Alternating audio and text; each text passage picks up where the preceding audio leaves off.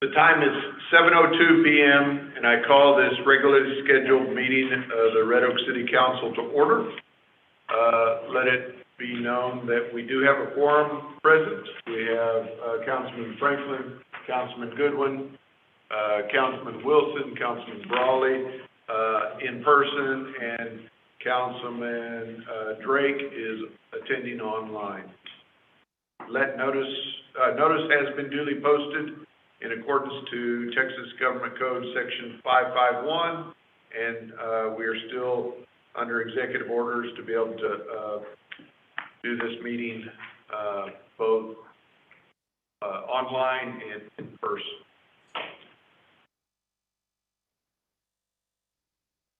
All right. Councilman Wilson, are you able to give us the invocation reading, please?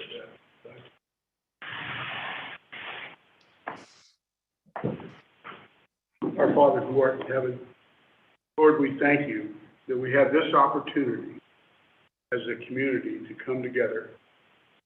Father, I pray that you would be with this body as we deliberate, look at, study those different things that come upon this wonderful place we call home, Red Oak.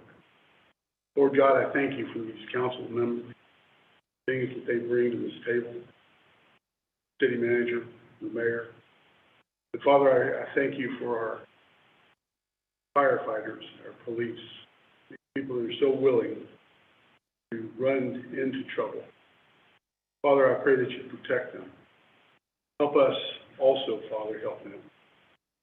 Be with us in this time that we're together, but also, Father, continue to bless this city as it grows, as it becomes very viable.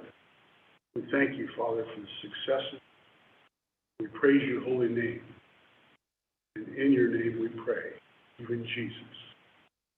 Amen. Amen. I pledge allegiance to the flag of the United States. Republic for which it stands, one nation, under God, indivisible, with liberty and justice for all.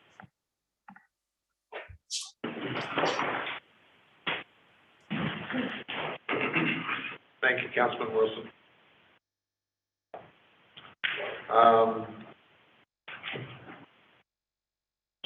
Fuller, Mr. Phillips, we have presentations. Who's taking care of that? I'm going to get the service awards.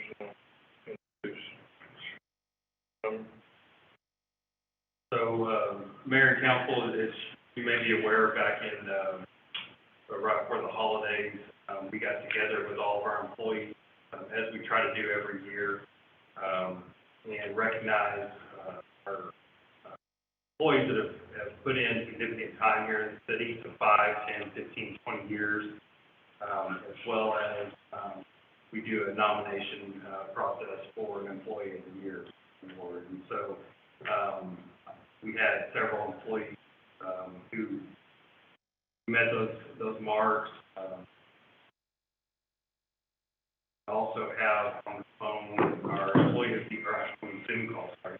Our Employee of the Year, Carissa Jacobs, Public Works Department, was nominated by actually multiple directors to receive that award, and we recognized her as well.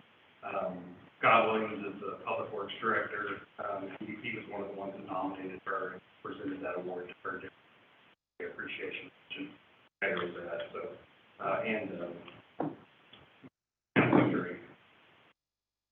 we appreciate their service, and wanted to make sure to recognize her all her hard work. I think maybe Chris has been, since I've been here in the 2.5 years, I think Chris has been nominated every year. So she's doing a lot of great things over there in Public Works. Really. Well, congratulations from the council. You're still on mute, but we just want to say congratulations, and not only to you, but to all our employees. You know, the city is a whole bunch better place for all the dedication that everyone puts together. It's probably a hard task to just choose one, but congratulations from council to you. Welcome.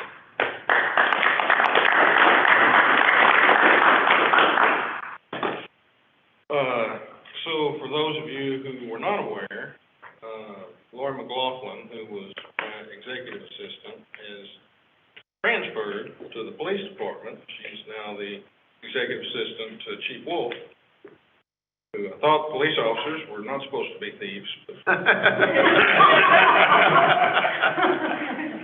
But she had been staying here for a while, transitioning and trying to work both jobs until we could get a replacement for her position. So I want to thank Lori for doing that, number one. Number two is I want to introduce our new executive assistant and deputy city secretary, Summer Bloy. Summer is originally from Ferris, but has most recently been kind of the clerk at the Dallas County Commissioners Court. So she's got quite a bit of experience. She's here tonight to be introduced, but also she wanted to see how the meetings run. So, welcome, Summer. Thank you. We don't get really started until we start drinking. You hold it down over that section. Welcome. We're glad to have you here. And are you living on this side of town? They are south. Wait, well, that's okay. It's still a lot closer than downtown Dallas. Yeah. So we're glad that you're not having to drive up there. So anyway, welcome, and couldn't have picked a better city to come work for. Thank you. That's true. All right. So we actually have a time, and we have three citizens who wish to speak. We're going to kind of take them the way that they were turned in. We have Paul Christensen. If you would go up to the mic up there, which there is no mic, but just broadcast. State your name, your address, and what you want to share with us about. Well, my name is Paul Christensen, and I live at 110 William Street in Waxahachie, Texas. And the purpose of me wanting to speak with you today is my candidacy for Ellis County Tax Assessor Collector. I am running in the March 1st GOP primary election. Not sure if you know what's been going on with the tax office in Waxahachie or not, but there was an audit completed last year. It's an ongoing audit. As a result of that audit, there's been identified lax accounting, a lack of internal controls, misappropriation of funds. There's been some indictments handed down. And I wanted to take this opportunity to serve the citizens of Ellis County, and in particular, all the governments in Ellis County. I'm a certified public accountant, and I have a Master's of Business Administration degree from the University of Chicago. And for the last 15 years, I've been working in for profit and nonprofit organizations, primarily in healthcare, hospital systems, but for all kinds of other organizations. And what I do in this role is I come in, they hire me as their chief financial officer. They're in trouble. They have a mess that they need to correct, and I fix that mess for them. And this is what I've been doing for a number of years. And I thought, boy, what a great opportunity for me to serve the citizens of Ellis County in this role. You know, the one thing I do want to tell you is that this has resulted in a misappropriation of funds. So all the counties and governments aren't getting the money that had been collected for them. And I want to right that situation for you. I say this is your money, and we need competent people in our tax office to manage that money, to implement internal controls. And it's about oversight and management, which has been lacking in that office. It's it's obvious from the audit reports that the audit is continuing. And so I wanted to set my qualifications to you, to let you know what's going on. And I'd like to follow up with each of you with an email tomorrow with a newspaper article describing the problems in the tax office and with my qualifications, if that's okay. Sure, that's fine. Send it to the city secretary and she'll pass it on to us. Okay. So, Thank you for your You bet. time. I appreciate it. good to meet you. Thank you. Good luck to you.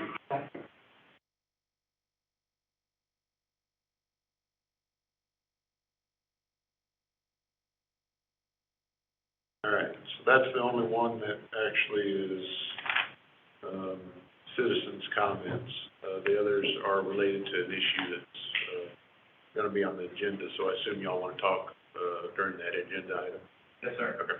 Thanks. All right, we'll move on to our consent agenda. Consent agendas are, items that are considered routine in nature, and can be acted upon in one motion. Any item can be withdrawn, and acted upon separately, either by the city manager, staff, or, myself, or any of the council. My understanding is that we are going to withdraw item 3. Okay, so that one we are not voting on. That's the meters. Thank you for your time. Is there any other item that wants to be pulled and discussed separately? Item 4. Item 4, okay. All right, is there anything else that wants to be, pulled? Okay, so we are going to vote on our consent agenda. I'll entertain a motion for approval of items 1 and 2 for our consent agenda. So moved. All right, that's Councilman Franklin. Second by Councilman Goodwin. Yep. All right, those in favor? Franklin, aye. Goodman, aye. Drake, aye. Wilson, aye. All right, that's 5-0 for items 1 and 2. Item 3 is not going to be discussed at all, so we will go to item 4.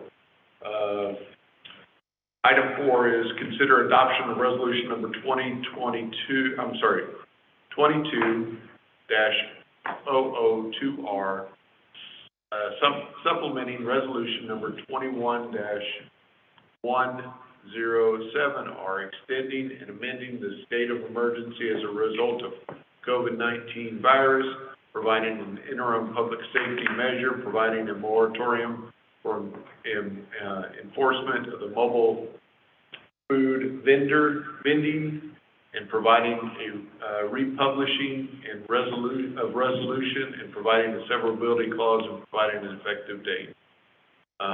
Councilman Franklin, your concerns. No, does anything we are doing this for city staff, given that the COVID numbers are now increasing? Anything to do in here to compensate city staff? I know we don't have the biggest staff. Yeah, it's not, we're doing the same thing that we've been doing all along, minus what the governor does not allow us to do. Obviously, we can't require them to wear masks or get vaccinations and those types of things. We're not.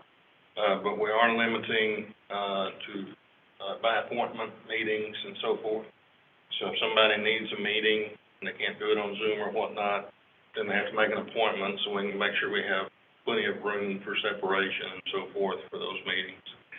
We have had, I think as of Friday, we had, 19 people out with COVID. I think we got 5 back and added some more today, and we're down to 15 out at one time. But it's kind of running its course right now. We had been considering, doing away with the by appointments, but decided with the holidays coming on, let's hang on to that for just a little bit. And I'm kind of glad we did, because it's really hit us hard these last few weeks. 110 employees. Mm-hmm. This is the most we've had out at any one time. Ever. And so we actually also last updated the return to work policies and the COVID policies. And so we kind of took a hybrid approach because we couldn't follow 100% guideline, because of, can't mandate masks and returning to work and that sort of thing. So, we're trying to do everything we can within our powers and staying up to date on any new recommendations. We are seeing of those that are out, about 50-50 are vaccinated. We're having employees that, and honestly, we're having employees that were wearing masks voluntarily.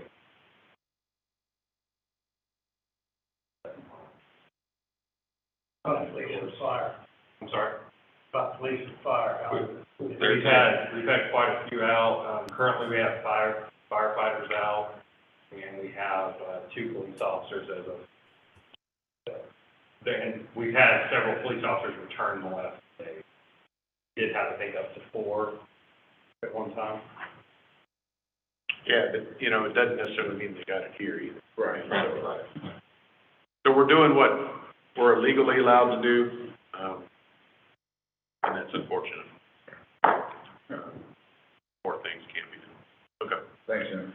good explanation. Yes, sir. Okay, so, I would entertain a motion to, adopt item 4 as presented. Councilman Second. Franklin? Second.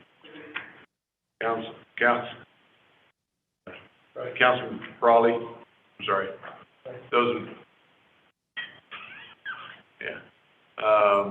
Those in favor? Franklin, aye. Good, aye. Raleigh, aye. Drake, aye. Wilson. All right, that's 5-0. Okay, regular session. Item 5, consider adoption of resolution number 22-003R, the City Council of the City of Red Oak, Texas, accepting a voluntary annexation petition and authorizing the settling of a date, time, and place for a public hearing on a contemplated annexation described in Exhibit A and depicted in Exhibit B attached hereto and made a part hereof for all purposes annexation area by the City of Red Oak, Texas, authorizing and directing the city staff to publish notices of such hearing with the institution of annexation proceedings by adoption of the annexation ordinance to occur at a special called city council session and to prepare a service plan for the annexation area, said annexation area being more particularly described in Exhibit A and depicted in Exhibit B, and providing an effective date. And that has Fuller Yeah, behind it, but I don't really have that much to do with it. It's mostly coming through Ben and Karen, but it's for a development coming in, and they'll be doing voluntary annexation. Mr. Hartman, you want to kind of help us with that, or? Yeah.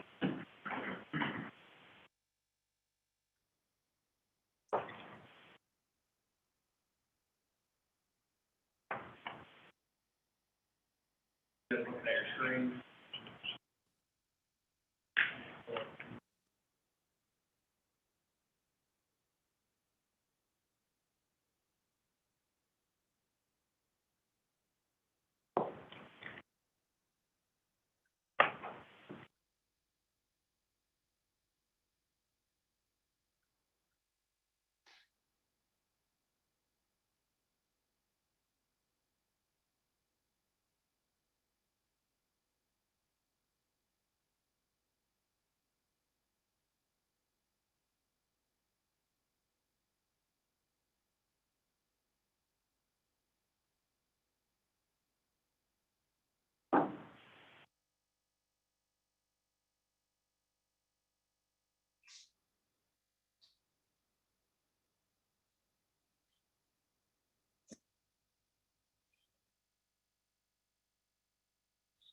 All right, see the map on your screen? Sure. Yes. Is that the very northern boundary of the city, off of Pratt Road here to Billy here, 42 here. It's this property right in here that runs along Red Creek. And the developer is going to be a zoning change request for somewhere in the neighborhood of half-acre lots, maybe a little larger, on septic, got no sewer out there. They are also going to be requesting bid for the very screen here. Pratt Road is meant to be a 100-foot right-of-way, 4-lane divided roadway, or a 4-lane roadway divided, undivided. They will be making a request for a bid for how to fund that section of road that's required of transportation. So we will likely see the zoning and annexation happen at the same time. So is that going to bisect part of that property? Yeah, so. Kind of like what you straighten that out? Yeah, so we looked at a couple of different options. We looked at coming straight up Pratt and then just bringing it straight through and then making a curve up in Lancaster somewhere. But we went and talked to Lancaster and they didn't really have a plan or, they just.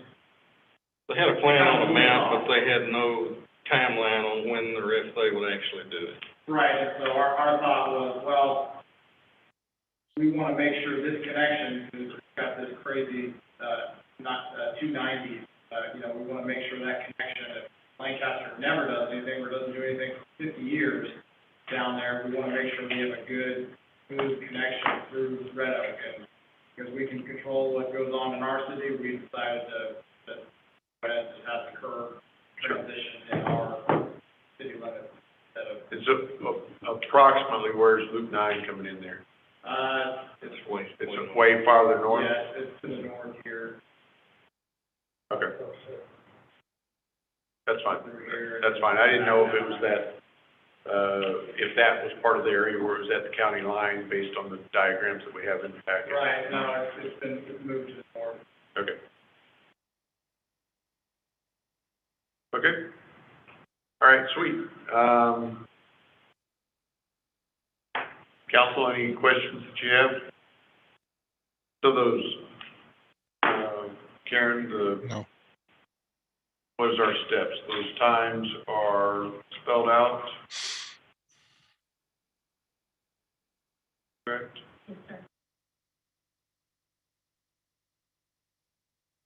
So I guess we're just looking for, approval of, or adoption of resolution number 22-003R.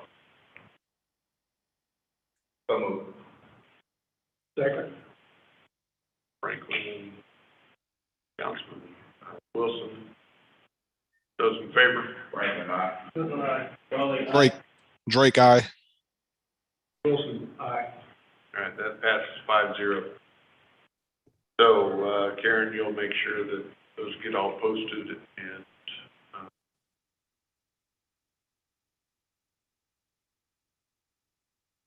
post in the notice for the school district, their website, that to the school district. So we are going to have our meeting on, February 14th, which is our first one, which is our next, council meeting, and also one on the 15th. So make sure that y'all have that on your council. Okay. Item 6, consider adoption of resolution number 22-004R, the City Council of the City of Red Oak, Texas, approving the terms and conditions of license agreement by and between the City of Red Oak and the Red Oak Baseball Softball Association for use of the City of Red Oak baseball softball fields at Live Oak Sports Complex as described herein and therein as provided in Exhibit A attached hereto and incorporated herein, authorizing the city manager to execute necessary documents and providing an effective date. Mr. Kelly. Good evening, council, mayor. The There will be, all three sports are, we're asking to renew for a 3-year period. In the past 2 years, we've done 1 year, a year to year, to get a little bit of understanding of the groups and understanding of what we need, what they need, so we can feel comfortable with each other. And essentially, we're going to stay with the $8 per player per season on the agreements. Add, instead of being a 1-year agreement where we come back every winter asking for renewal, it would be a 3-year agreement.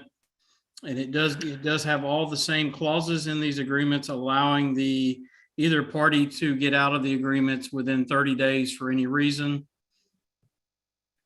And does anybody have any questions about any of the agreements? So Bob, can we handle these all with one vote? Yes, Each you can. resolution? Yes, Mayor, if, when you're ready for a motion, if the movement would put 2204R, 2205R, and 2206R in their motion, then we can handle it with one motion. Okay. Question before we do that, Mr. Kelly, there's not any big changes to what we've agreed to before, correct? No, there is one change that needs to be noted for the baseball agreement. It just gives the baseball organization the opportunity to host any large tournaments that they wish at the facility, but they will be paying the full the fee for that. In other words, there will be no discount for it. They just get the option at the beginning of the year to declare if they'd like to host more tournaments, which they've discussed their desire to do. Good. Council, y'all good with those? What cut are we gonna return? $30? $8 a player. Well, on the tournament, we get 20% of the concession stand revenue. Okay. And then we have fees built in, so there's a facility fee and, and daily fees, staff fees and things. Plus restaurants and hotels, so. Good deal. And I guess we get a post office box number for the baseball ones, that's triple X's or quadruple X's. Okay. All right, so I'll entertain a motion for item, resolution number 22-004R, 22-005R, and 22-006R to approve. I'll entertain that motion. Councilman Goodwin. Second. Councilman Franklin. Any other questions? Council, please vote. Franklin, aye. Goodwin, aye. Raleigh, aye. Drake, aye. Wilson, aye. All right, that passes 5-0. Thank you. Mayor and council, before we take up agenda items 9 and 10, I'd request an executive session. Okay.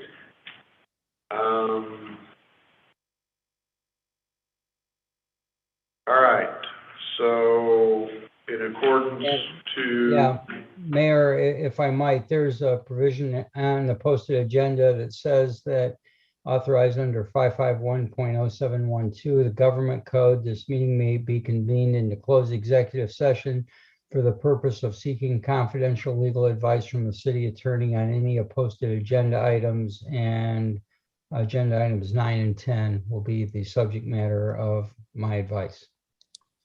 Okay, so that time is 7:31, and we're going into executive session, section 551.071, item 2. Are we leaving this area? We are leaving this area. We're going into conference hall. And that's at 7:31. As you know, I was just getting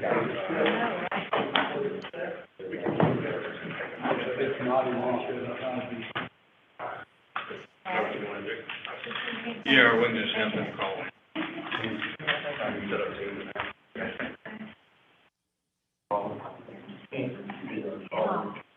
Yeah, it's probably easier on executive session. They're in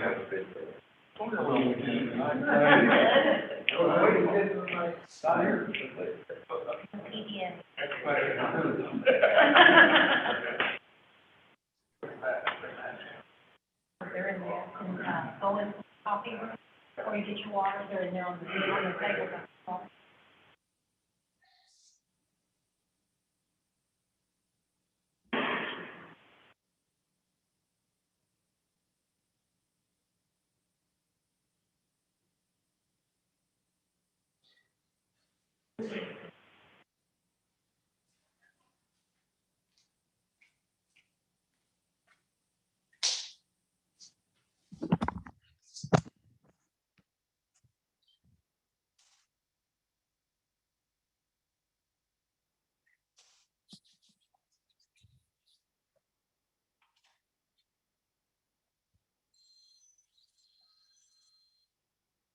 Yes, sir. Hey, William.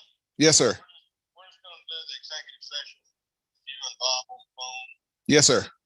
Probably merge you and sounds great. Mr. Drake, you might want to. Mr. Drake, you might want to mute this one. Remind Mr. Drake, is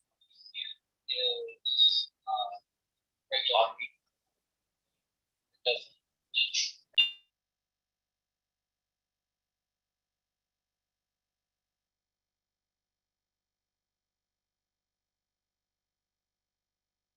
You can hear this, and like, tell them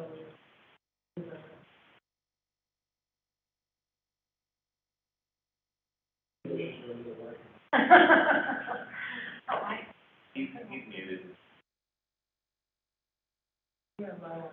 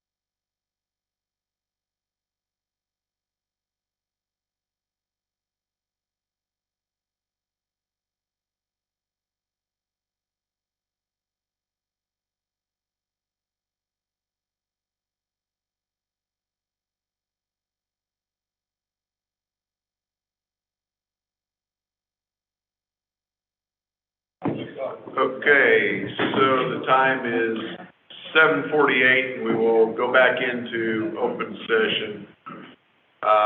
And we will continue our council business on, item 9. Conduct a public hearing and consider approval of ordinance number 22-001, City of Red Oak, Texas, amending the comprehensive zoning ordinance and map of the City of Red Oak, Texas, as heretofore amended by granting a change in zoning from Plan Development 70, PD 70, to Plan Development 70, Revised 1, PD-70, R1, to amend the development regulations for the approximately 5.8 acres, Lot 2, Block D, Red Oak Industrial Park, City of Red Oak, Ellis County, Texas, providing a repealing clause, providing a severability clause, providing a savings clause, providing a penalty of fine not to exceed the sum of $2,000 for each offense, and providing an effective date. Mr. Hartman. Mayor, council, you may remember this, property from last month. It's in our industrial park area, in front of the Triumph building on the corner of Austin, Bowie. And, one of the language in the original PD mentions a commercial industrial building. This request is to merely eliminate the word commercial from the original ordinance to kind of clarify that it is an industrial building in the industrial park. There was 2 instances of the word commercial, you can see on your screen here, the original ordinance from 2015. I don't see that. To allow for a new commercial industrial building, eliminate that word commercial, and the same thing down here in section 1. Oh, sorry.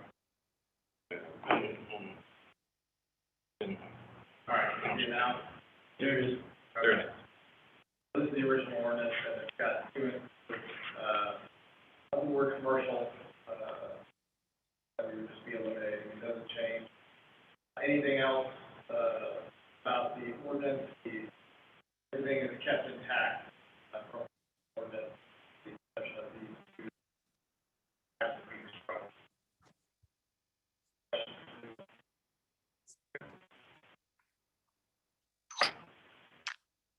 All right, so this is a public hearing.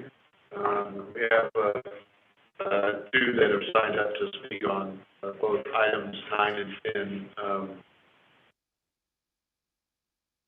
So, Mr. Adams, do you want to speak first, or? Sure, thank you.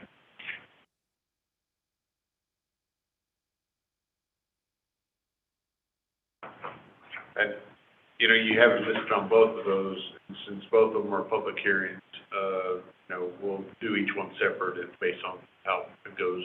Okay, thank you. And that was a question I had, so thank you. My name is Troy Adams. My address is 212 Rhodes Avenue, Haddonfield, New Jersey. I am the Vice President of Real Estate for NFI. Tonight, I am here to speak on behalf of item number 9 listed in the agenda. I am here to speak as the property owner of Lot 2, Block D, representative of the property owner for Lot 2, Block D, that is the sole property that resides in PD number 70, that is potentially impacted by the changes that you are reviewing this evening. I am also here in my capacity as the Vice President of Real Estate to represent the property owner which adjoins this property, which is 100 Bowie Drive. So NFI, through its entities, owns Lot 2, Block D, and also owns 100 Bowie Drive. I think those are important points for this council to know, because neither as the property owner nor as an adjoining property affected by this, and certainly within the radius of the notice provisions, we did not receive notice of of this hearing or last week's hearing. I am here tonight because I received an email from our attorney, Jonathan Vincent, last evening at around 9 o'clock Eastern Time, that he was perusing the City of Red Oak's calendar and saw both of these items on there.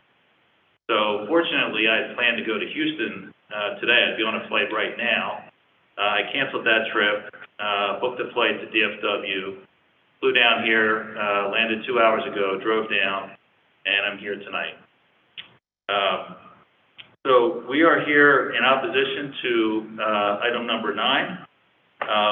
We feel that this is improper notice, defective, since neither as the property owner that this is impacting nor as the adjoining property owner who should be made aware of these types of things, we did not receive notice. By my count, I would say that we should have received 4 notices. One for the P&Z hearing that occurred last week, and then as the property owner, one as the adjoining property owner who should have received notice of last week's P&Z hearing, and then again tonight in front of City Council as the affected property owner, we should have received notice, both as the property owner and as the adjoining property.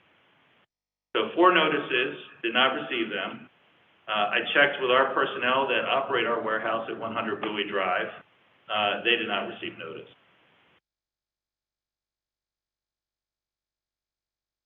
So we were here a month ago and presented testimony and submitted plans on a project that we are pretty excited about and had been in conversation with city staff for the better part of the last 6 months.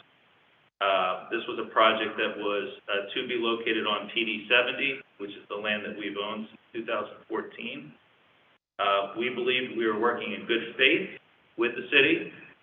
And just as recently as Friday afternoon, we submitted revised plans that we believe address the feedback that we received from this body 1 month ago. I reached out to Mr. Fuller by phone, by email. I reached out to members of council by email, and I reached out to the mayor by phone and email. We received no response from anyone. We were pretty surprised that this hearing was being held, and that it was not regarding our projects, but other things involving our properties. So I have a letter that I'd like to submit that states our opposition as the property owner of Lot 2, Block D, and I have no further testimony at this time. May I approach to present this letter of opposition?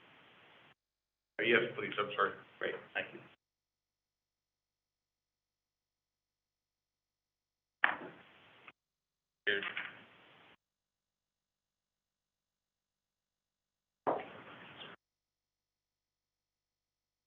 We're good.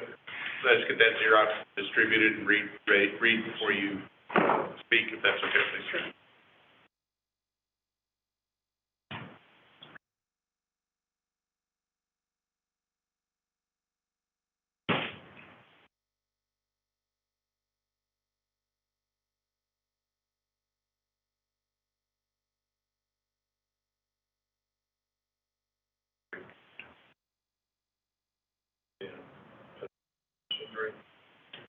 Hey, Councilman Drake, we're going to scan that letter and email it to you real quick, okay? So you can have Yes, sir. that.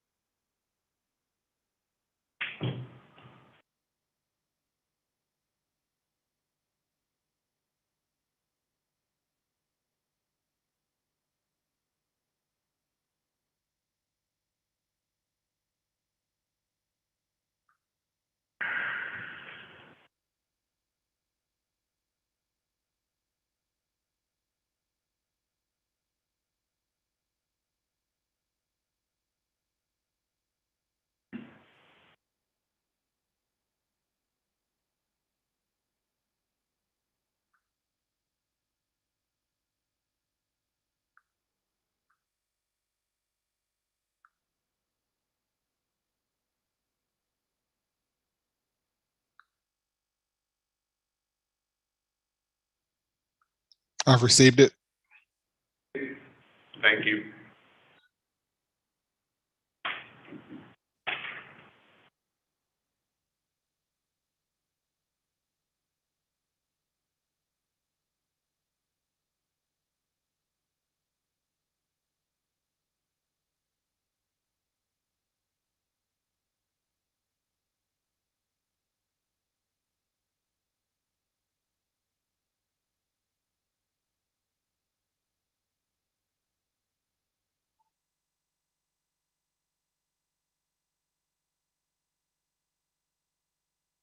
Okay.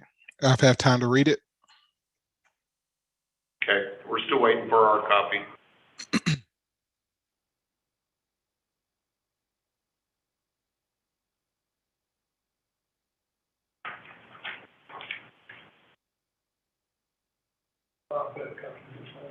Oh, I'm sorry.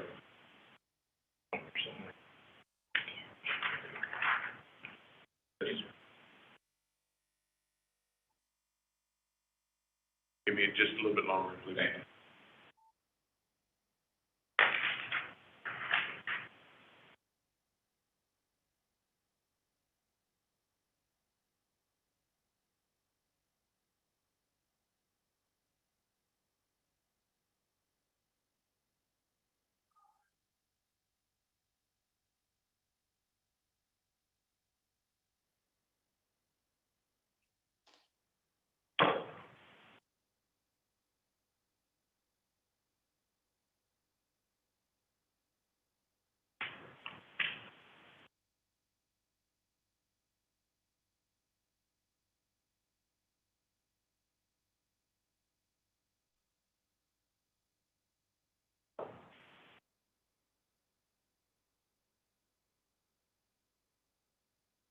We need help with those big words. Councilman Good. Okay.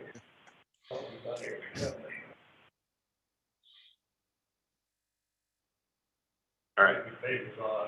Everybody good? Yeah. All right. Mr. Benson, thank you. Yes, sir. For your Thank patience. Thank you, Mr. Mayor, council members. My name is John, 23 Ross Avenue in Dallas. I'm here tonight representing NFI. We were here last month on the recent case. And, Mr. Adams, I think, gave you a very good summary of the issues that we see with the notification on this case. 4B's, the owner, the address, I checked today, is on the Ellis Appraisal District website. So, I mean, it's easy to find where to send the notice. We are not aware that any notice was received, either for P&C hearing, which was on January 4th, which we didn't know about, or for tonight's hearing. Contact has been well established with Mr. Adams in particular, NFI in general, because we were just here a month ago on a zoning case. So, I'm not trying to be facetious, but I think the city knows how to find us to reach out to discuss this. The agenda item summary, I think, sort of downplays the impact of this. It talks about, the original ordinance in 2015 allowing a specific commercial industrial building. Since it's in the industrial park, it makes sense that it be revised to simply industrial building. Well, I would submit to you that there's more to it than that. And I'm not saying it's not an issue that might not need clarification, but as y'all are well aware, there was some discussion before about the impact of the state law provision that regulates the extent to which cities can regulate facade materials. And I think that's what this is all about. I'm not going to ask you to tell me what went on in the executive session. I would never do that. But I have a feeling that that's what's driving this. And that's all well and good, but, a single owner PD, 5 acres in your industrial park, where, there's an ongoing relationship, know who to talk to about that.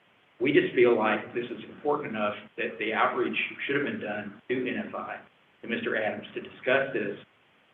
It's an important thing. It's more important than maybe the way it's being presented. And we think it merits some substantive discussion for us to understand the ramifications of what's being done.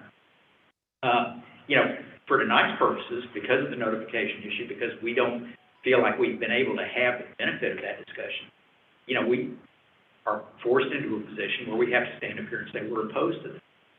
Now, if you were of a mind to hold it over, to postpone it, to 2 weeks, 4 weeks, whenever, an appropriate time would be, to give us the chance to discuss it with your staff, with the city attorney, we'd be happy to do that. I mean, we're all about discussing these issues with the city of Red Oak. We want to, try to come to some kind of mutual understanding that would be a win-win for everybody. We just haven't had the benefit of being able to do that.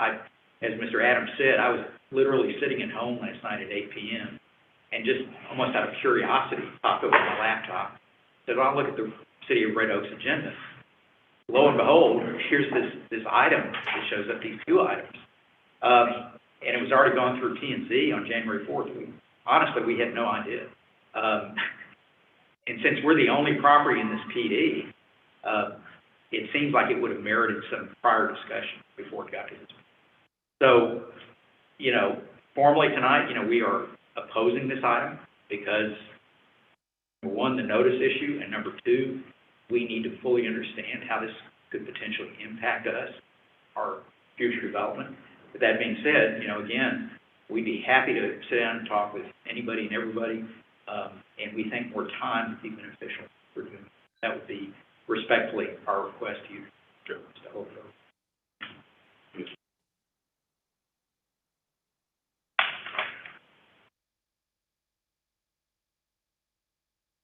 Is it Berry Hill?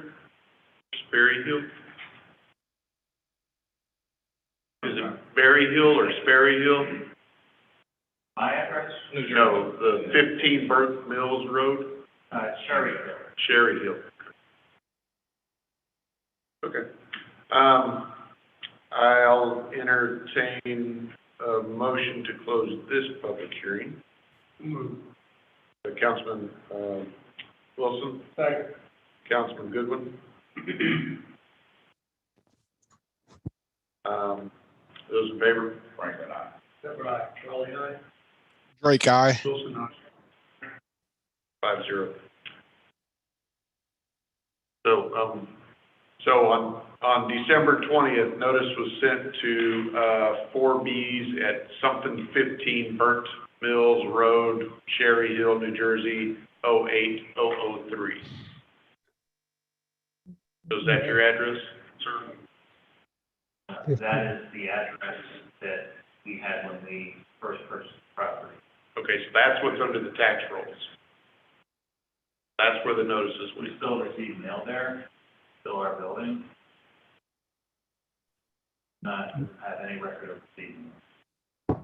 So we, okay. Anyway, Now, so we do notice. Dated by the, Mark, were you trying to say something? Mayor, it's my understanding that notice was sent to all the property owners based on the tax roll, which is generally our obligation to notify the property owner and I think that the prior notices that we sent with the application from a month ago that was alluded to went to 1515 Burnt Mill as well, to 4Bs as they're listed as the property owner. So there seems to be some factual dispute. I don't know that you could resolve it 100%, but that's what's on the tax roll. One of the things that I want to assure the property owner and Mr. Adams and their attorneys is that I believe they filed some application on Friday, and we would suggest to you that we'll be happy to meet with you and move forward on that application as it was presented and get these issues addressed as it applies to their property. So I'll give the council assurance that I will meet with representatives of Jackson Walker to talk about this in the morning if the council wants to proceed ahead. so what I'm looking at is the postmark date from the mail. That's what I'm looking at. Okay, we didn't receive it, and we didn't receive it at the property immediately next door. Yes, I can't attest. So one we way or the own both properties. I can tell you we did not receive it other. Okay, at either property. okay. Both properties are actual registration. Cherry Hill.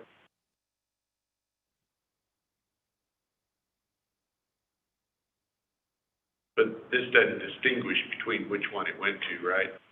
No, but I said, well, I can pop it up. Okay. Okay. I'm sorry, counsel. There's the notice that was that address. To the same address.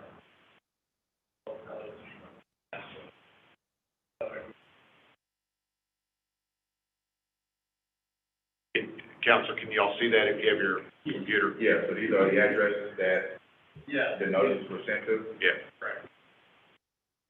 That's the same address on the letter we just, Yeah, Yes. okay. except for it doesn't have the mailbox at the end, the 37. Yeah. And this is for P and Z as well? Yeah, so there's, both notices are sent with, the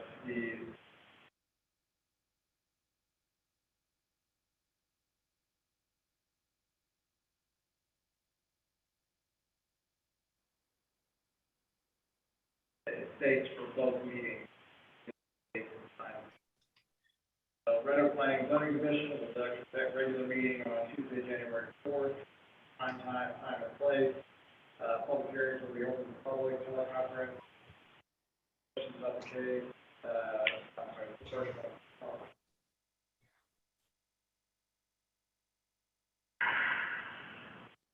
I'm sorry. P&D Commission will conduct a regular meeting on Tuesday, January 4th. Red Oak City Council will conduct a meeting on January 10th. Thank you. So the 1515 Burn Mill address is property that we did not receive the notice. We're the only property owner affected by this. And we are asking for some time to sit with you and really understand what this means. I think as a property owner in the town, as an operating business in the city that employs 21 residents, I think you owe that to us. The fact that our operating business that is immediately right next door to this, up the property line. And I called our GM this morning and asked him if he had gotten any sort of notice that the property owner, or as you know, running the operation there, he didn't get a notice either. So I don't know what to say. You say you sent it. We didn't get it either in Cherry Hill nor in the city of Red Oak. Well, you wouldn't get it in the city of Red Oak because that's not the listed property owner address. So you would only have got it in the New Jersey address that's listed as the property owner. As a affected neighbor, I don't know the exact rules, but typically any decisions that, any zoning, I'll call them, related things that affect the property, there are certain distance that property owners from that affected property have to. Yes. That's my experience. Is that the case here? It is the case, but it goes to the address of, like, Of record. on the, we don't just go out to the site and hand out a property address. We go to the tax records, look up the addresses for those affected or those in the 200-foot area, get the addresses off the tax appraisal district, and then send it to those addresses. I don't think we're gonna resolve because you're saying you sent it, we're saying we didn't see it. Can I just add a comment also, property owner of 5 acres, everybody knows who Unify is. We're just in for zoning, there have been other discussions. Phone calls made, besides the letter of the law, whether it's affect county notice, it seems like they could have gotten a heads up.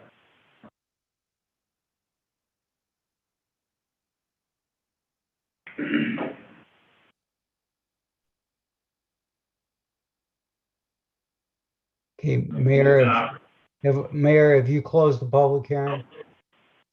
Yes, I did. All right.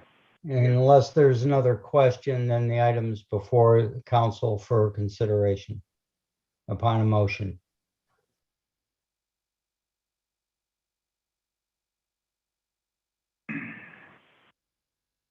Mayor, if I may add, my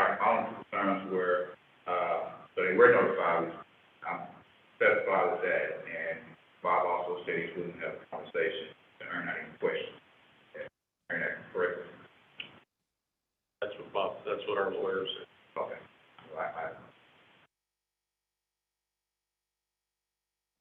Well, Any questions? Okay. So this is, entertain a motion to consider approval of ordinance number 21-001. 22-001. I'm sorry, 22-001. So moved. Councilman Goodwin, Second. Councilman Brawley. Those in favor? Franklin, aye. Goodwin, aye. Raleigh, aye. Drake, aye. Wilson, aye. That's 5-0. Item 10, conduct a public hearing and consider approval of ordinance number 22-002, the City Council of City Red Oak, Texas, to amend a text change to the Code of Ordinance of the City of Red Oak, Texas by amending Chapter 14 zoning, Article 14, basic definitions and interpretation, Section 1, general definitions, subsections 14.1.2, specific definitions by adding a definition, distribution and fulfillment center, and by amending Article 14, basic definitions and interpretation, Table 6.1, permitted uses by adding permitted uses for distribution and fulfillment centers in said table, providing a severability clause, providing a savings clause, providing a penalty of fine not to exceed the sum of $2,000 for each offense, and providing an effective date.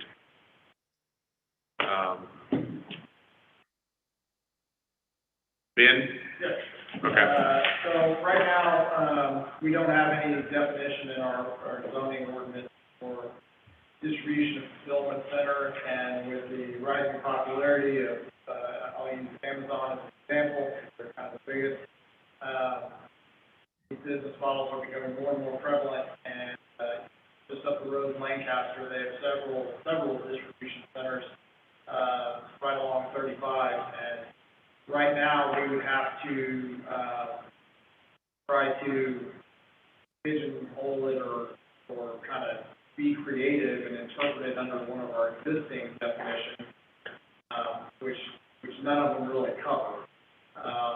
So it proves that with popularity of these business models, especially coming to our DFW area, that we actually define it so that we can that we're able to place these types of uses in an actual category under an actual definition instead of keeping it open to staff interpretation. The definition as listed in your packet and reviewed by the attorney. Questions you have? Okay. This 2 is a public hearing, so we'll open the public hearing at 8:16. Again, Mr. Adams, Mr. Benson, care to. Okay, Troy Adams, address 212 Rhodes Avenue, Haddonfield, New Jersey. I am here on behalf of NFI. I am their Vice President of Real Estate. I am here tonight to speak in opposition to item number 10, as the property owner of 2 properties located along Bowie Drive.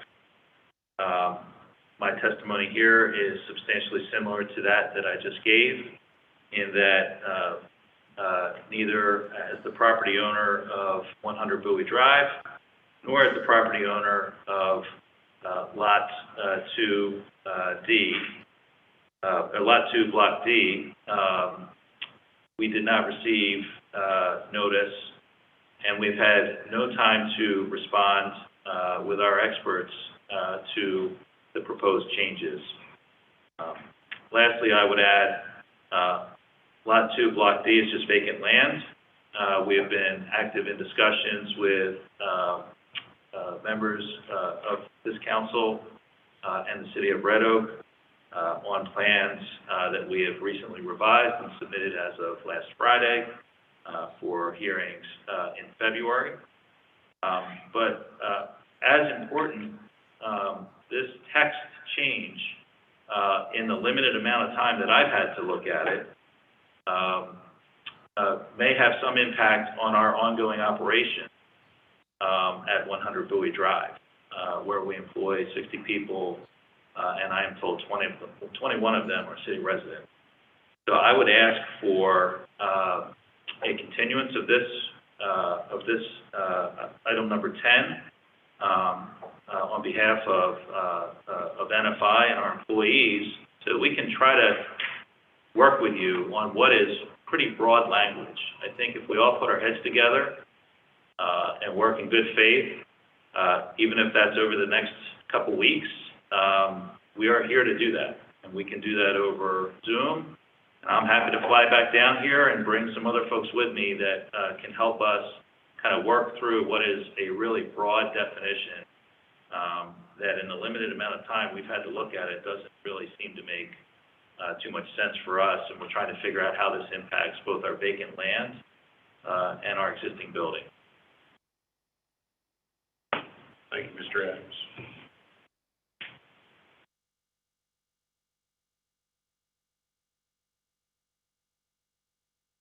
Good evening again, Mr. Mayor, Councilmember Johnson. It's 2323 Ross Avenue, again representing NFI.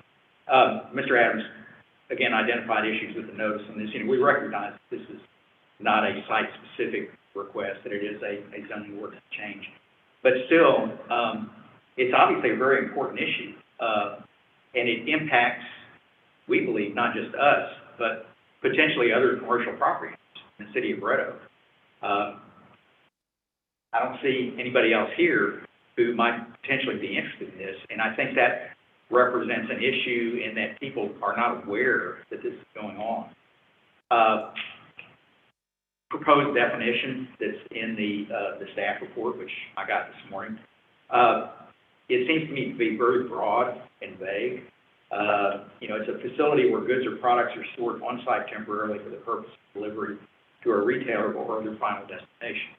And I know, it specifically says this is not to be interpreted as including, office, showroom, warehouse, which is defined as an establishment with a minimum of 75% of its local floor area devoted to storage and warehousing, but not accessible to the general public. It goes on from there, can include office, things like that. I'm not sure how much semantic distinction I can see between these two definitions. And that's fine, but for the fact that, I've spent a lot of time over the years trying to figure out in various cities what a business model looks like in terms of its use classification. And that can be really challenging sometimes. And so these things that seem to me to be overlapping, they're pretty similar. How do you know if it's a distribution and fulfillment center versus an office, showroom, warehouse? When I was in college, I spent a summer working in the John Deere warehouse on Harry Hines up in Dallas. And such facilities may include automated systems. We didn't have those. That was a long time ago. Office space and a pick and pack area to be used by employees for sorting and packaging goods for delivery from available on-site inventory. That's exactly what we did. We sent tractor parts to John Deere dealers, in the surrounding area. So I'm troubled by the fact that I think this may cause some interpretation issues and use classification issues, and those can get really sticky and problematic. And it's very easy to have unintended consequences by trying to craft these definitions. And, maybe they're too vague, or maybe you try to be too specific, and that excludes some things. The point of all that is that, again, we have not had a chance to sit down with staff and with the city attorney and really discuss this. Like the other item, we found out about this literally last night, about 24 hours ago. So, obviously that is not enough time to consider something that we think is very important. And it's very important not just for us, but I think it's very important for other owners in the city. We tried to kick around some ideas earlier today. I recognize the concerns about some of the logistics uses that are out there and their scale and their trip generation. You know, I'm not discounting those issues, but some good back and forth discussion could maybe try to get some solutions for some of those things that maybe we could drill down and come up with something that's, you know, a more specific definition. Just one example, I'm just throwing it out there, you know, if you, maybe a square footage threshold. You know, I know some cities, like they have a big box retail definition over 100,000 square feet. You know, you could set something like a, you know, and yeah, it would be arbitrary, but maybe a 200,000 square foot threshold where the type of business that NFI operates, you know, would fall under that, whereas something like a gigantic Amazon facility would be over there. So you would exercise some control without, you know, throwing the baby out with the bathwater. So, you know, I think I've made my points on those. You know, this could be detrimental to the use and the value of not just our property, but other commercial properties in the city. We think this clearly needs more discussion and outreach, of which there has not been any to this point on this very important item. So again, we respectfully ask you to continue this, at least your next council meeting, on the understanding that we would be able to sit down and discuss it. Thank you, Mr. Benson. That kind of sounds like an SUP or something. Yes, sir. I mean, there are all kinds of approaches, you know, different ways this could be done, some combination of those. I mean, I think it's kind of fun to me. And I know that sounds weird to try to get creative with these things. You know, how do you solve a problem in a win-win way, you know, and not leave too much that's open for interpretation? And I think that's doable. Thank you. Okay, so is there anybody else, I didn't ask this earlier, is there anybody online that wanted to discuss about this? Okay. This was a public hearing. I'll entertain the motion at 8:26 to close. Move. Councilman Wilson. Second. Councilman Raleigh. Those in favor? Franklin, aye. Raleigh, aye. Drake, aye.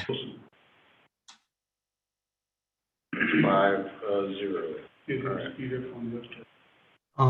Mayor, if I might, one of the things that got brought up and we've addressed tonight, and I apologize for this, but there was a notation in the actual use chart to delineate this new definition use in the use chart by SUP in the industrial area. So if there's a motion on this item tonight to approve or this item, then I would ask that the motion include that designation or with that understanding, and I'll make the actual physical change after the meeting tonight before you sign it.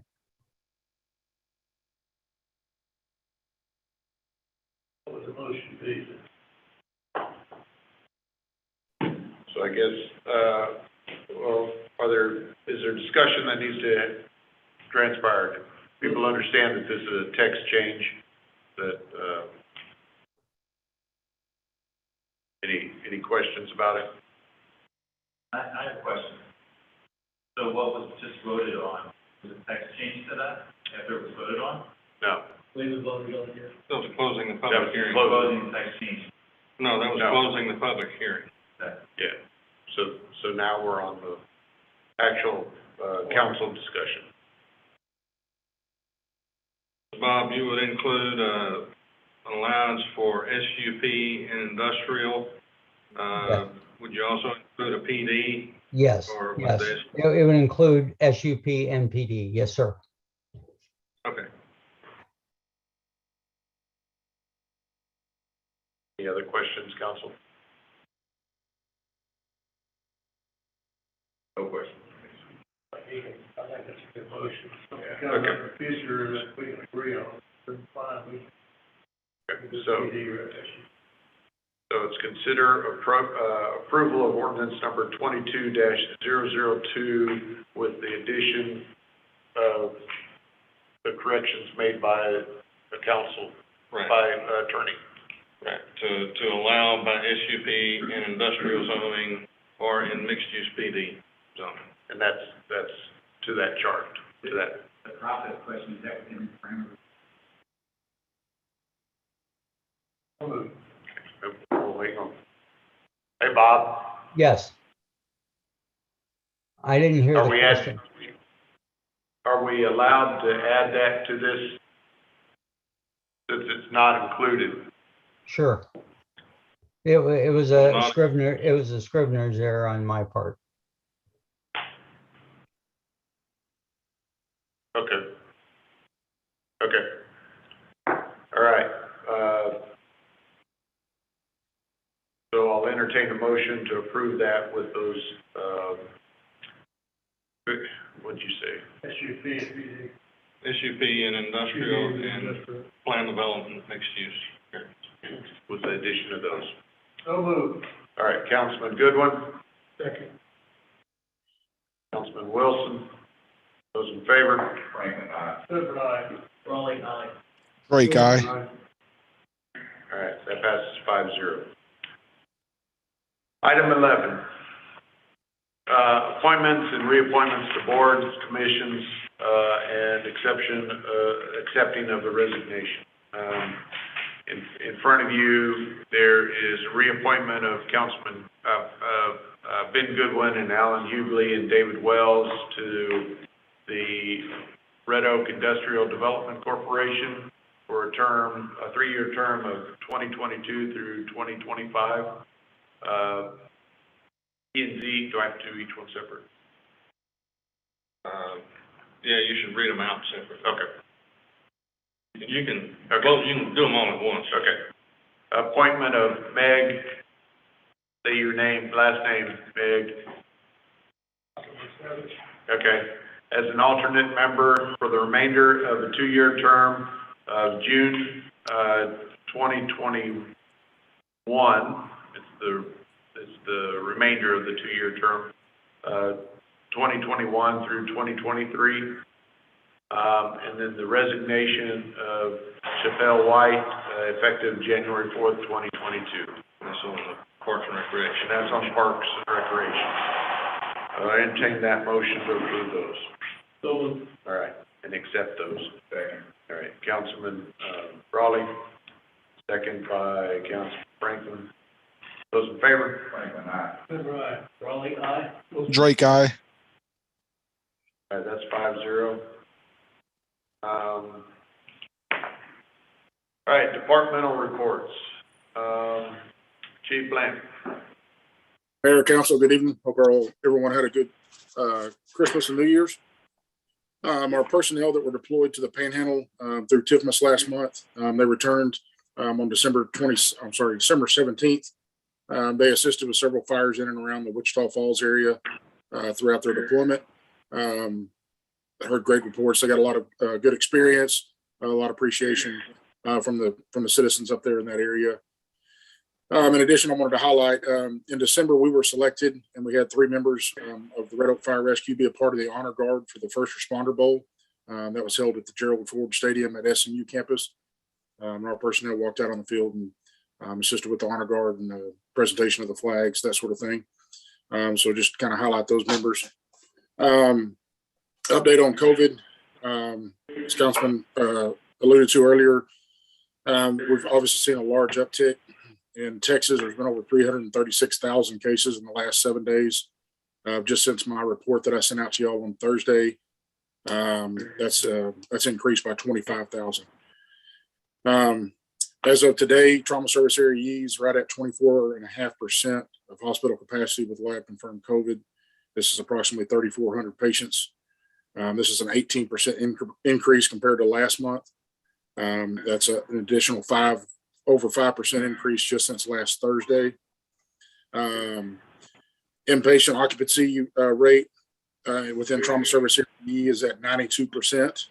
The adult ICU occupancy rate for trauma service area E is at 97%. This equates to, out of the 1,551 adult ICU beds, there's only 36 beds available in all of trauma service area E, which is an 18-county area.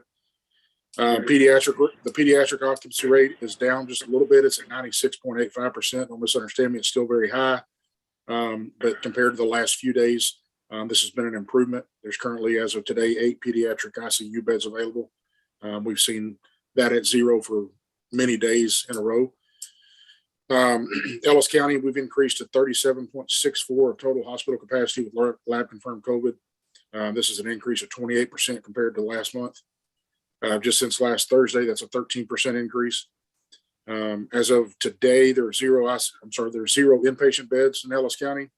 There's 67 confirmed COVID inpatients, 0 ICU beds available. There are 15 adult COVID patients in ICU, and 7 of those are on a ventilator. To date, Ellis County is at 39,098 cumulative COVID cases with 497 deaths, with 4,034 active cases. This is an additional 3,600 active cases compared to a month ago, and an increase of over 1,000 since last Thursday of active cases. With the recent Omicron outbreak, the Scout House in Ferris is currently out of the antibody to treat it until they're resupplied by the government. There's lots going on there. There's no treatment currently with the monoclonal antibodies. The additional notes, in addition to what I'd sent out, is the CDC has approved the vaccinations for more people. We still encourage everyone to get vaccinated if you can. Use the precautions. It is spreading very rapidly, and the symptoms are less severe. But the scary part about that is there's a lot of people that are writing it off as allergies that don't know that they're positive and potentially passing it on to others. So I just urge everyone's caution. And I don't have anything further unless anyone has any questions. Great. Council, questions? We turned the corner yet, or is this thing still going up, Chief? It's still going up. It's looks like if we continue on the trend that we're going to, I would say by early next week, we'll probably break the record of the 27% hospitalization within trauma service area E, which was set back in January of 21 when we saw our highest count. And we're just not far from that now. We're at 24.5% as of today. So it's continuing to go up. Yes, there's less hospitalizations, but there's a whole lot more people getting infected. So that still equates to a large number of people in the hospitals, and then obviously hospital staff are taking a hit. There's a lot of nurses and doctors getting out of the profession altogether from burnout, along with obviously numerous of them are coming down with COVID themselves. So it's really limiting the number of staff at hospitals. So it's definitely taking a toll. And as Mr. Fuller said earlier, we've got 5 within the fire department, currently, and our guys are wearing masks on every EMS call. That's mandated from our medical provider through our EMS protocol. So they're taking all the precautions that they can when they're going out and making EMS calls and making contacts with the public. So. Then you got to realize too that school's only been back in session for a week or so. So, I don't know how that's going to circulate it around, but I'm sure it will some. Do we have any rapid testing spots in Yes, sir. We have a Live Oak facility. They're open 7 days a week. They've increased their hours. I believe, don't quote me off the top of my head, I believe they're from 7 to 7. They're open 12 hours a day, 7 days a week. And then we're also for city staff, we're testing people regularly throughout that have symptoms or feel like they need to be tested because they've possibly been exposed. Thanks, Chief. Chase? Real quick, we got our new NetMotion server back up. We got it in and got it installed and got it running, so it's in our pool of servers now. We ordered new PCs for the fire department, 3 new PCs, 2 for Station 2, 1 for Station 1. And we installed several Microsoft server patches, critical server patches that were to do with the new threat against Log4 Shell. And then finally, we ordered another server that will either be the Blue Team server for the police or the Court Encode server, depending on if Court Encode goes to the cloud or not. We haven't heard back from Encode about that yet, but that will be the plan for that server. Okay. Questions? Thank you. Chief Wolf.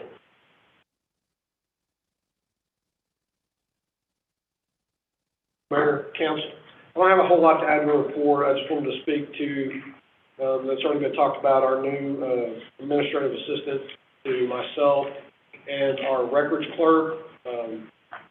Our old records clerk departed several months ago. We went through a process and selected a new records clerk to work for us who is not only responsible for the day-to-day transfer of records and being able to log and catalog those for us, but she's also responsible for all of our reporting to NIBRS, which is the National Incident-Based Reporting System, that documents all of our activity at a federal level.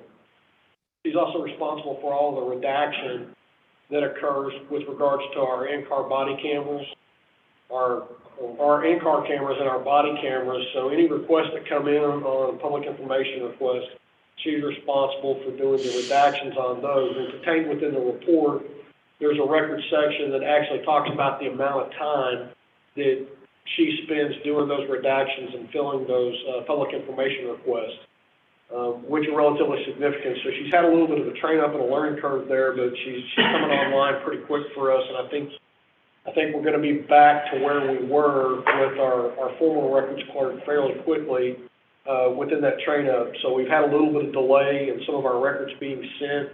We've rectified that. It was brought to our attention that we were behind a couple of months. We got caught up on those, and hopefully with our train up cycle here, we can get completely caught up on those minor deficiencies in reporting. We did have a fatality crash that occurred in December, on December 6th. We had a pentacyclist that was struck by a motor vehicle on the service road of 35 just before Villa Road going southbound. We were able to work that and make the determinations that we needed to. I believe that's our only fatality this year, or last year. But I wanted to bring that to your attention as well, and it was without getting into fault or anything, but it was clearly would have been preventable had certain things not been done with the pentacyclist. But there was a fatality accident. I just wanted to keep you in the loop, and I'd be happy to answer any other questions you have about the monthly report. Bicyclist. How are the new officers doing? New officers, they all have been released from field training. They're now assigned to shifts. So they all made it through their training protocol, which is a little over 20 weeks, including their orientation phase. So they all successfully passed their train up. They've been cut loose. We have 3 more in the pipeline that we hope to be able to give conditional to within a couple of weeks.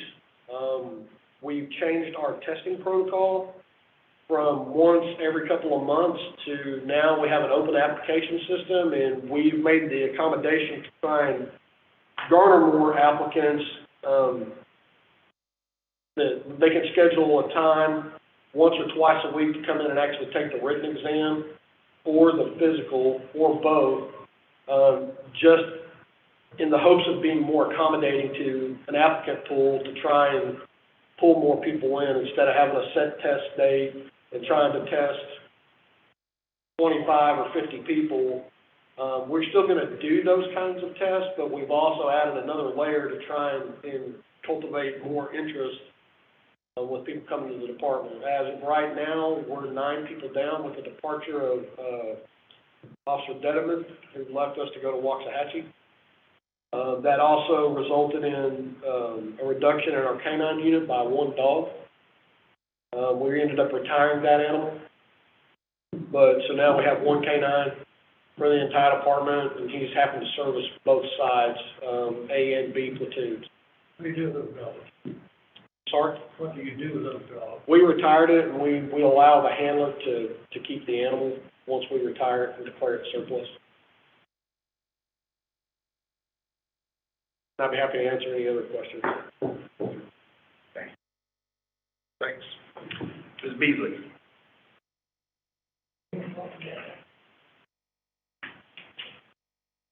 Good evening, Mayor and Council. I just wanted to highlight that we will begin filming for the State of the City video tomorrow, and that will continue on Thursday.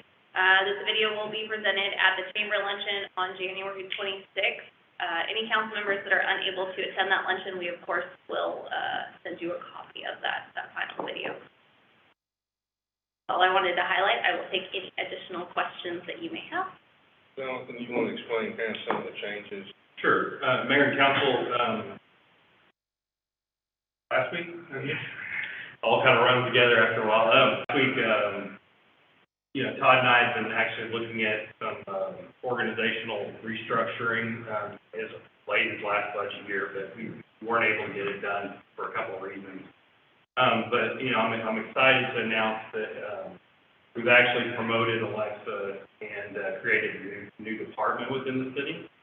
So she's done a phenomenal job since she's been here, and she's earned that and more. So she's now the Director of Communications and Marketing, which is its own department. And what we've done also is move tourism, which used to be kind of held under the City Secretary's office. We moved that under Marketing and Communications. So I think it makes a lot of sense.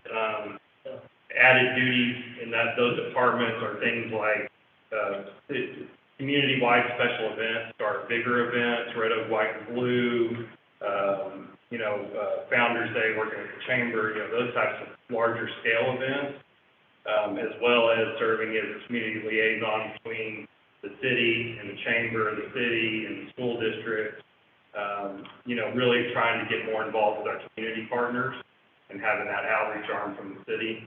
And then I know they've got tons of ideas on other things that they want to jump into, but we're excited about it. I think we're going to, they're still going to handle event rentals in this building, all of those normal tourism type responsibilities, but we're going to be able to do it more efficiently. And I think, we've got actually 2 people in-house that are event experts. Who've done that in their previous jobs, and so it just made a lot of sense to combine those efforts and create a new department. So that'll also help take a little bit of the load off of Karen as well as Kyle, particularly with the special events. They'll still be involved in that stuff. It'll just be coming under the head of Alexa. This place, let's say that. We're booked until August, every weekend. Not the Lions Club building of it. That one, we're still working through a few things over there. We had to do some renovation work. Of course, the normal users are in there. We're accommodating them.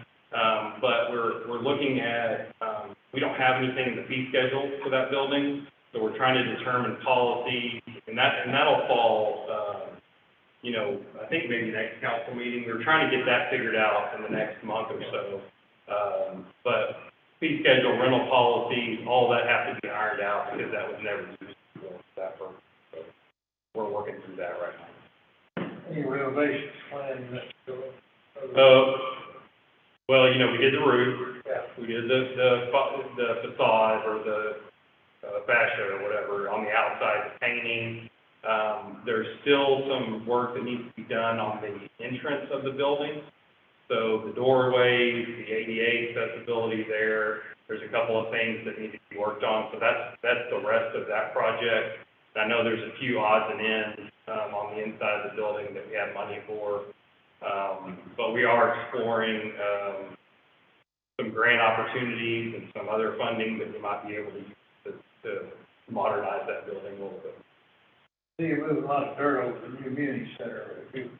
When is that going to be? Yes, sir. So I have an update. I can do that now, or do you want to? Thank you. That's all I had. Okay. I'll answer any questions. I'll answer any questions pertaining to anything if anybody has.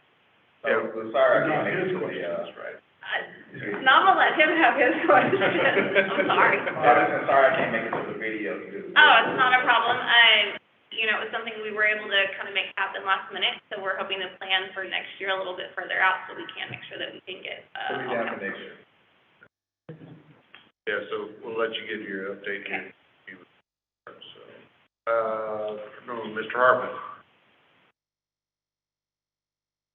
Mayor, council, as always, we have tons of residential development in various phases, whether it's in my office getting reviewed or out on the ground getting built. I did want to highlight Austin Boulevard. If you guys have driven by, all the pavement's down, and the signal is supposed to be starting this week, and hopefully it's going to be wrapped up in about a month. That'll be done and ready for access. Got it. If you guys have any questions, let me know. Thanks. Thank you. Ms. Amanda? Good evening, Mayor and Council. Just a quick update from my report. We had a successful employee luncheon for employees in December, and I appreciate those that were able to attend. Hopefully, everyone will be able to go next year. On recruitment, we currently have 8 positions that we are recruiting for, and we are preparing to open up the 2 assistant chief positions that were approved back in October. So we hope in the next week or so we'll be able to get that posted and out there. We have a few positions we're currently interviewing for, the admin assistant and planning and zoning manager are all in the works to be filled. Your volume went down gradually. Did it? Lay it down. There you go. I'm available to answer any questions you may have about recruitment. Thank you. Are those positions posted on the website? Where can we see? Yes. Our open positions. Yes, our open positions. It's that employment button. Okay. Right on the homepage, or all. Right. Thank you, Ms. Amanda. Ms. Platt? Good evening, Mayor and Council. I just have a couple of things to highlight from the report. We have not received our sales tax collections yet for January, but as noted on the report, December's collections were up 16.98% from the previous year at the same time. So that was the first month of sales tax revenue for fiscal year 2022. So we started off the year great.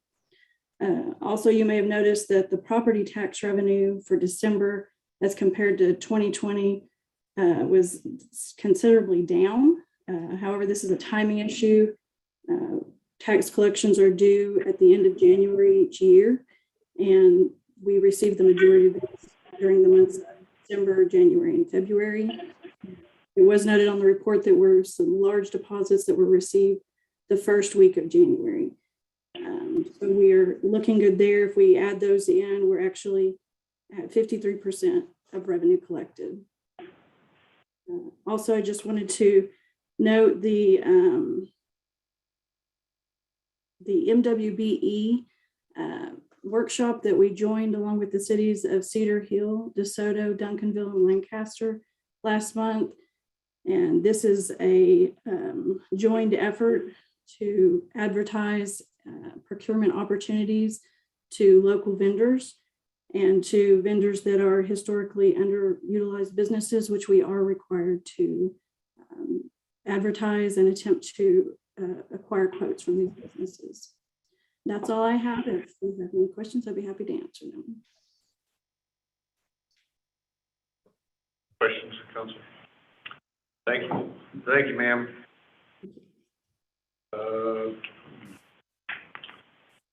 Mr. Ragsdale. Yes, Mayor and Council. Just wanted to highlight that we're really staying pretty steady with the in-person appointments by appointment only. As you notice, we pretty much are still doing about 1,000 plus circulation. That's both print and e-materials. The programs, the story time, and we had the outdoor movie. That's why there was a huge increase in program attendance. We counted, I think, I'll let Kyle tell more about that, but I think we did have a good attendance that night for the outdoor movie. I did want to go ahead and report that unfortunately, because of the surge, I made the decision last Friday to not do any in-person story times. And so that's beginning tomorrow. I'll go back to virtual story times, and I'm going to try out Zoom to have Zoom story time with the parents and the children beginning tomorrow at 10. That's all I really had, unless there's any questions. Thank you, sir. Sure. Mr. Kelly. Good evening again, Mayor, Council. We have an event this Saturday coming up at the Municipal Pond. It's going to become an annual event. It's the Kids Fish. It's called Catch a Trout, and it's an opportunity that we've partnered with Texas Parks and Wildlife they're providing fish at a discounted price to us to stock the pond to get kids interested in fishing, and we will should have a pretty good time. I spoke with the representative from the inland fisheries today for our region, and he's going to come out Saturday because he wants to check everything out. He's never been here personally, and he's going to make the trip over from Tyler. So if anybody wants to come out and hang out with us and watch the kids have a good time catching some fish, it'd be greatly appreciated. And the other thing I think is worth mentioning is the movies in the park. The one that was mentioned a minute ago was highly successful. We had about 125 people in attendance at the very first one. The next one will not be until March 25th, and we'll have a series coming up that'll be advertised. That way everybody have an opportunity to show up, and we'll make sure that council is appraised of the movies and everything that are coming. But the next one will be March 25th, and the movie will be Brave, is the name of the Disney movie. With all that given, if anybody else has any questions, I'm here to answer. I would tag on talking about the fishing and pond and everything. I think Lee sent out the invitations for the Tajin grand opening. If any of you all are interested in going, let Lee know, and we can RSVP for you. When is that? Thursday at 2. And I believe Karen is posting for possible quorum in case we have. I get a right there. Yeah. You're right. All right, thank you, Mr. Kelly. Mr. Williams. Good evening, Mayor, Council. Just briefly update you on first the Live Oak Municipal Center, that project for the site work and drainage. As Council knows, it's there was underground utilities, both gas and electric, that were in conflict with the road fire lane being cut in the rear of the building, so the very western part of the building, and so so it's been delayed up until now. The Encore's moved their electrical lines, and we've figured out a solution on the gas line, so it's been capped, and so it's no longer an issue in being in conflict. So the contractor's ramping back up, and so at this point, the completion date, not really exactly, I don't have a date any longer, but a month of March is when we anticipate, if not sooner, but anticipate it being completed at this point. So things should move along pretty quickly there. Next, I'll update you. Really nothing new, just we're anticipate about three more weeks waiting on material for the retaining wall. So, and as soon as that material comes in, the contractor can, build the wall at that point. So that's all I have on updates.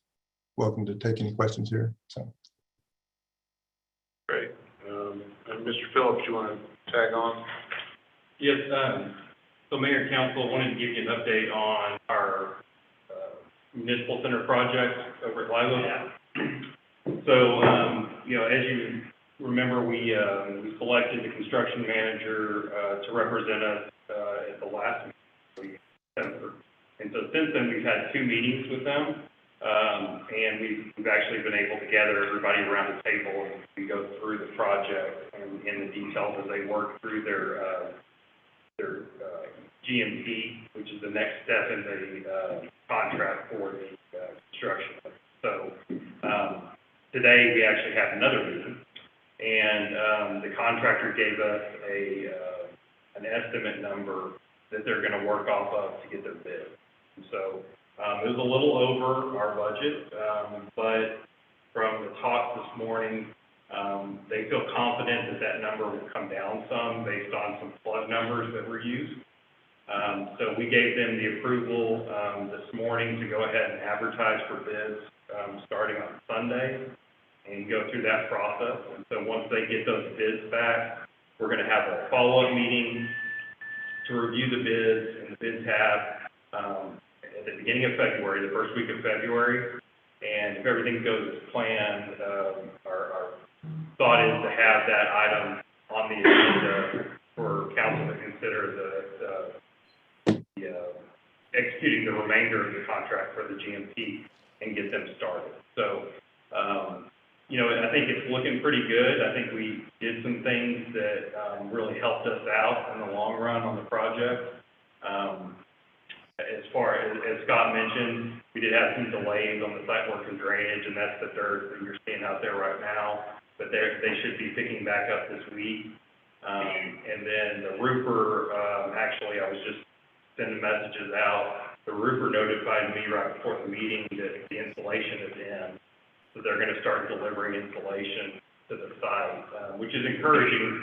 We've heard supply chain issues, especially with those types of materials. So it's encouraging they were able to secure those materials and get them here. So they're going to start delivering those this week. Once they're all here, they're actually going to then put them on top of the roof. So they're all wrapped up in pallets and everything, and they're going to move them on top of the roof. But in the meantime, PD can add that to their control list just to make sure that nothing happens. But if everything goes as planned, hope to have that item on the agenda for you to consider next meeting. And then we can get those guys going on the actual demo, and we'll start seeing major. Our next city council meeting, I'd like to talk about this strategic plan. It seems to me like this thing's so soft and cracks early on and got nothing else to do. I'd like to see what we're getting along to so far. I understand you got a first pass on a parks plan. I'd sure like to see that. If you can get me a copy of it, I'll special interest in parks. Where are those bids being published for the contract? So they'll have to publish them. I can find out exactly what paper they're going to be in. So the way I understand it is the GC will have to post them or have to advertise in a paper. So I don't know if they use the Dallas Morning News or the Star Telegram or one of those papers. And then we also have to post a corresponding post or advertisement, notify bidders. And then of course we usually kind of go above and beyond and stuff like that. So we'll put it on the website. So if you know of a contractor that would like to bid, we can get you information as far as where those will be posted and what the deadlines are. Pass that along. No, I just like to follow it. But yeah, if it's on the website, then I go. Yeah, and as you're very familiar, we use either the Waxahachie Daily Light or the Dallas Morning News as paper record. What we talked about this morning is trying to do one in each, do one in the Daily Light and one in the Dallas Morning News. Make sure we get local and wider coverage. But yeah, if it's on the website, then I just check it out. You say go live Sunday? That's the plan as of this morning. Sure. So if everything goes to schedule. A lot happening between now and Sunday. Yeah, I've got our purchasing manager, Mr. Dixon, is now involved to make sure that we hit all of our requirements, state requirements. And then, I know that AUIs, they do this every week, so they're very in tune to what requires. And do we have, not just obvious question, but do we have with supply demand, is that factored into the timeline? It is, and we've done some things, we've had conversations all along, and that's like the roof roofing is a great example. So, you know, if you remember, we approved, or council approved that item months ago. And that was to do a couple of things. Number one, allow them to go ahead and order the materials. They needed a PO to do that. And so now we've got one of the big concerns, we even heard it again this morning, was about roofing. So good news is we got our installation. It's on its way. It's going to be here this week. So we've approached that with the entire project. And so the contractor said this morning, as soon as those bids are selected, the bidders are selected, they get contracts on 6 trades immediately. So MEP, sheetrock, millwork, those specialty type trades that are going to require the lead time, they immediately get those stuff in the contract so they can order their materials and have them ready. The other thing we talked about is, as far as materials go, is purchasing materials in advance and storing them, because we do have a lot of space over there. And so we've got those 2 wings that we're not doing anything but sprinkling. We can actually use those 2 wings as storage for materials for the project without it being in the. We're trying to look at all of those scenarios and do the best thing we can to, the best value, obviously, and the best pricing, but also have materials available when they're ready to do the work. Are you basically in charge of that? He's ramrodding it. Okay. Whatever I'm asked to do, I do. So Fitzpatrick is gonna have the hands-on management and so forth. But from a staff level, you know, he's kind of go-to, he or myself. Looking little. Yeah. But day-to-day operation type stuff will be Fitzpatrick. They will start too, just so you know, as we talked about last meeting, they'll start with their monthly update on your next council. So I'm not sure, Mayor, if you want to add that as a report, or if you want. Yeah, I think it should be easily. Okay. So like that. So we'll next month they should have enough for a full report, and then we'll just continue that until the project. Okay, so the time, let's see, we will go into executive session pursuant to Texas Government Code, section 551.071, 551.087, 551.072, and that time is 9:06. Got that, Karen? Yes. 9:06? Yes. Okay, good. You got the setup in there? We're all good to go. Okay, so all you need to do is bring in Bob and Councilman Drake. And Lee, Lee's here, he'll go in with us. okay, Mark,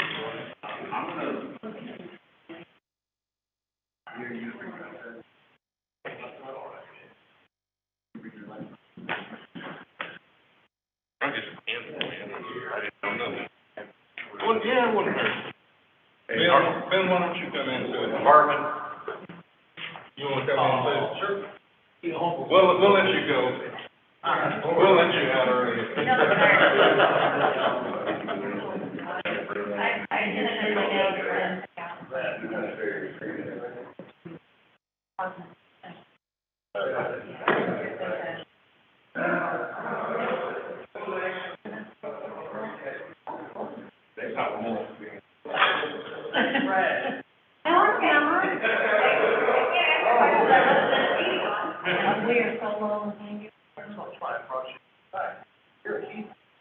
Yeah, I'm gonna get you some more with that problem. This is the trash. I was half hour earlier. How dare you? Oh, that's- Simple here, baby. That's, I know, no, they don't. So take that one down. No, you drew blood for that one. Yeah, so, I don't know what else to.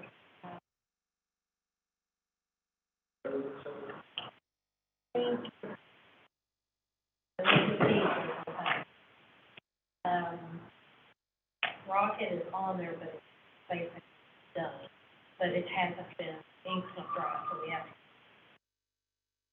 talk about it. But it's so funny. Sorry, go ahead and tell the phrases. That's because he only hits while you're here, right? I mean, you can go. I just told him his way in. I didn't do it. He's coming. I'm gonna be back up here early tomorrow to start filming. All bright-eyed and pretty. When you get in and have some kind of a window, let me know when you think you're gonna do that stuff.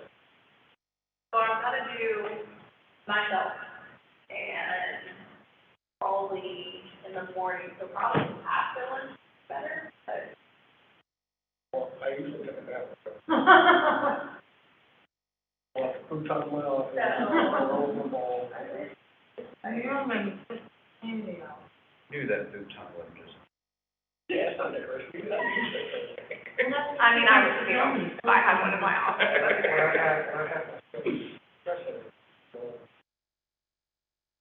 Okay, so not at 2 o'clock, so that's next time. Do they still make them? Oh, yeah. That's like the college. No, my buddy Jacob bought a bus and converted it into an RV and used futon. Well, because like during bad weather, there's, or, and when it's clear snow, I'll come in something with the street. That's how it's.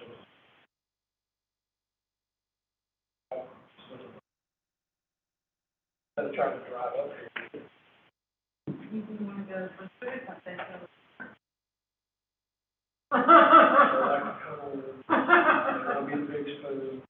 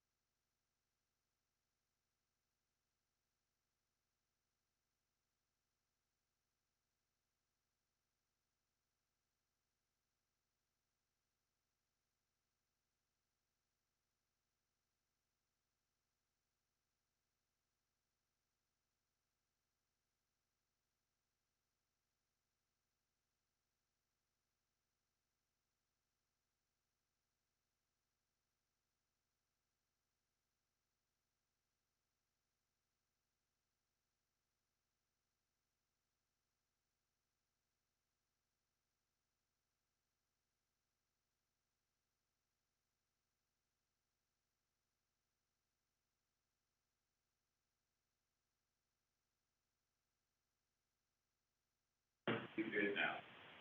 All right. The time is, what time? 9:46. 9:46, and we will go back into regular session. I don't think we have any action to be taken. So I'll entertain a motion at 9:47. That was, Goodwin. Rick. Second by, Councilman Franklin. Those in favor? Aye.